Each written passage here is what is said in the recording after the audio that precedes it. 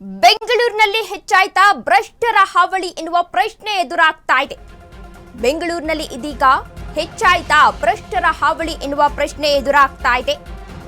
ಜನನ ಪ್ರಮಾಣ ಪತ್ರ ತಿದ್ದುಪಡಿಗೂ ಹಣ ವಸೂಲಿಯನ್ನ ಮಾಡ್ತಿದ್ದಾರೆ ಎನ್ನುವ ಆರೋಪ ಕೇಳಿ ಬರ್ತಾ ಇದೆ. ಹೆಸರು ಸೇರ್ಪಡೆಗೆ ಸಾರ್ವಜನಿಕರಿಂದ ಹಣವನ್ನ ಲೂಟಿ ಮಾಡ್ತಾ ಇದ್ದಾರೆ ಮಧ್ಯವರ್ತಿಗಳು. ಭ್ರಷ್ಟರ ಹಾವಳಿಯಿಂದ ಸಾರ್ವಜನಿಕರು ಇದೀಗ ಬೇಸತ್ತು ಹೋಗಿದ್ದಾರೆ. ಲಂಚ ಪಡೆಯುತ್ತಿರುವ ದೃಶ್ಯ ಇದೀಗ ಮೊಬೈಲ್ನಲ್ಲಿ ಸೆರೆಯಾಗಿದೆ ಎನ್ನುವ ಮಾಹಿತಿ ಸಿಗ್ತಾ ಇದೆ. ಬೆಂಗಳೂರಿನಲ್ಲಿ ಹೆಚ್ಚಾಯ್ತಾ ಭ್ರಷ್ಟರ ಹಾವಳಿ ಎನ್ನುವ ಪ್ರಶ್ನೆ ಎದುರಾಗ್ತಾ ಇದೆ. ಜನನ ಪ್ರಮಾಣ ಪತ್ರ ತಿದ್ದುಪಡಿಗೂ ಹಣ ವಸೂಲಿಯನ್ನ ಮಾಡ್ತಾ ಇದ್ದಾರೆ. ಹೆಸರು ಸೇರ್ಪಡೆ ಮಾಡಲು ಕೊಡಬೇಕು ಲಂಚ. ಭ್ರಷ್ಟರ ಹಾವಳಿಯಿಂದ ಈಗಾಗಲೇ ಸಾರ್ವಜನಿಕರು ಕೂಡ ಬೇಸತ್ತು ಹೋಗಿದ್ದಾರೆ. ಇನ್ನು ಓಪನ್ ಆಗಿ ಕೇಳ್ತಾರೆ, ನಿಮ್ಮ ಬಳಿ ಹಣವನ್ನ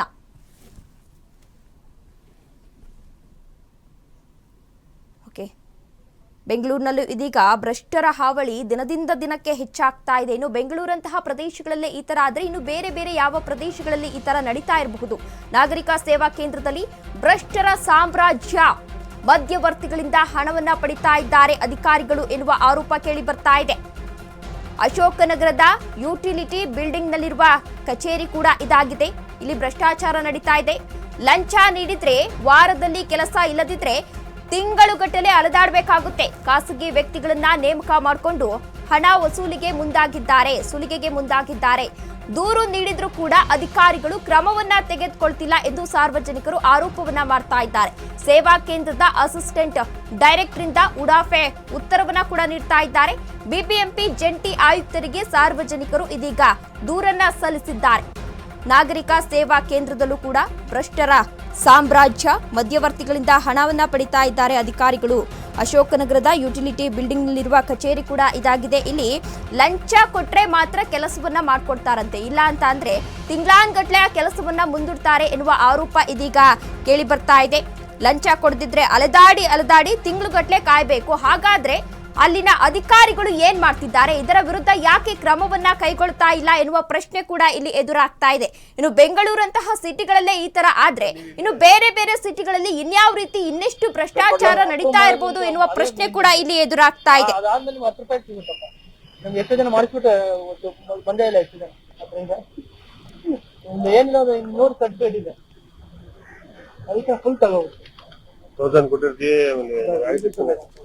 ಇಲ್ಲ 1.8 ಕೊಟ್ಟರೆ 1700 ಮಾಡ್ಕೊಳ್ಳಿ ಸರ್. ಇಲ್ಲ ಸರ್ ಕೊಡಿ 1700 ಇದೆ. ನಮ್ಮ ಮಂಗಳವಾರ ಇದೇ ವಿಚಾರಕ್ಕೆ ಸಂಬಂಧಪಟ್ಟಂತೆ ಹೆಚ್ಚಿನ ಡೀಟೇಲ್ಸ್ ಅನ್ನ ನೀಡಲಿದ್ದಾರೆ ನಮ್ಮ ಪ್ರತಿನಿಧಿ ಅಜಯ್. ಅಜಯ್, ಇದೀಗ ಬೆಂಗಳೂರಿನಲ್ಲಿ ಭ್ರಷ್ಟರ ಹಾವಳಿ ಹೆಚ್ಚಾಗಿದೆ. ಇನ್ನು ಜನನ ಪ್ರಮಾಣ ಪತ್ರದಲ್ಲೂ ಕೂಡ ಹಣ ವಸೂಲಿ ಮಾಡ್ತಿದ್ದಾರೆ ಎಂಬ ಆರೋಪ ಕೇಳಿ ಬರ್ತಾ ಇದೆ. ಆದ್ರೂ ಯಾಕೆ ಅಧಿಕಾರಿಗಳು ಕ್ರಮ ವಹಿಸ್ತಾ ಇಲ್ಲ? ಖಂಡಿತವಾಗ್ಲೂ ತೇಜಸ್ವಿನಿ, ಯಾಕೆ ಅಂತಂದ್ರೆ ಇಲ್ಲಿ ಅಧಿಕಾರಿಗಳೇ ಭ್ರಷ್ಟರಾಗಿದ್ದಾರೆ. ಯಾಕಂದ್ರೆ ಇಲ್ಲಿ ಮಧ್ಯವರ್ತಿಗಳಿಂದ ಅವರು ಹಣವನ್ನ ಪಡಿತಿದ್ದಾರೆ. ಇಲ್ಲಿ ಮಧ್ಯವರ್ತಿ ಏನ್ ಮಾಡ್ತಾನೆ ಅಂದ್ರೆ ಇಲ್ಲಿ ಸಾರ್ವಜನಿಕರ ಬಳಿಯಲ್ಲಿ ಹಣವನ್ನ ಪಡೆದುಕೊಳ್ತಾನೆ.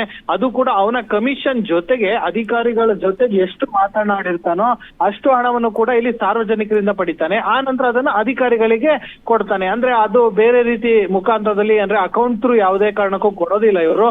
ಕ್ಯಾಶ್ ಮುಖಾಂತರದಲ್ಲಿ ಏನು ಕೆಲಸ ಮುಗ್ದ ನಂತರದಲ್ಲಿ ಆತ ಹೋಗಿ ಕೊಡ್ತಾನೆ. ಅಂದ್ರೆ ಇದು ಎಲ್ಲೋ ಒಂದ್ ಕಡೆ ಜನನ ಪ್ರಮಾಣ ಪತ್ರ ಆಗಿರ್ಬೋದು, ಮತ್ತೆ ಮರಣ ಪ್ರಮಾಣ ಪತ್ರ ಆಗಿರ್ಬೋದು, ಇದಕ್ಕೂ ಕೂಡ ಇಲ್ಲಿ ಅಧಿಕಾರಿಗಳು ಏನು ಲಂಚದ ಹಣವನ್ನ ತಗೊಳ್ತಿದ್ದಾರೆ ಅನ್ನೋದು ನಿಜಕ್ಕೂ ಕೂಡ ಬೇಸರದ ಸಂಗತಿ ಅಂತಾನೆ ಹೇಳ್ಬೋದು.